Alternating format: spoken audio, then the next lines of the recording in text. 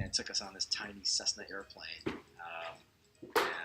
It was the first time I'd ever flown, the second time she'd ever flown, and we toured parts of Connecticut and New York, and it was for the first time in my life I saw that where I was not who I was. And I later learned in life that, because I asked the question, myself, like, how did she do that? Like, we had no money, we were in the projects, and she told me one day that she basically, the week before that, walked over to the airfield, found one of the pilots, and just asked them. She said, "Can you give a struggling family this experience?" And it was insightful for me because it shows me where I get my gumption from.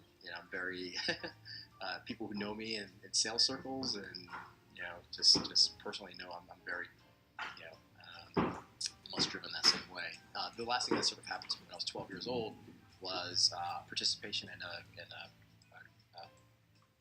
group called NEFTI, National Foundation for Teaching Entrepreneurship, and I built these solar powered microwaves, and I cooked something in it, and I won my business plan and science competition at my school, and it just gave me healthy self-esteem for the first time in my life. The fix is really came out of the idea that we could revolutionize insurance for good.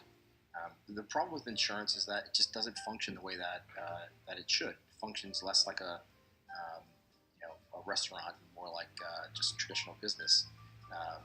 And in our minds, it should function like a restaurant. You see a restaurant, you like the restaurant, you take a look at it, you sit down, you have a great dinner. If the meal's good, the service is good, then you pay and you tip, and you've gotten great service. Unfortunately, insurance, you pay, and typically at the end of that experience, you have a bad, claim experience if something goes wrong. And so we wanted to change that and flip the paradigm by making it super easy to get the help you need right when you need it. And so Fix is really came out of that idea. One day, the actual idea for tying diagnostics into all that we do was an experience that I had in Boulder.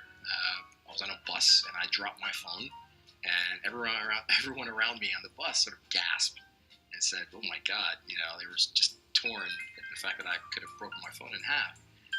And I thought, in the minute between the time I, looked at everyone's face and went to go pick up my phone, what if when I turned the phone over, I could give them some comfort that everything was okay?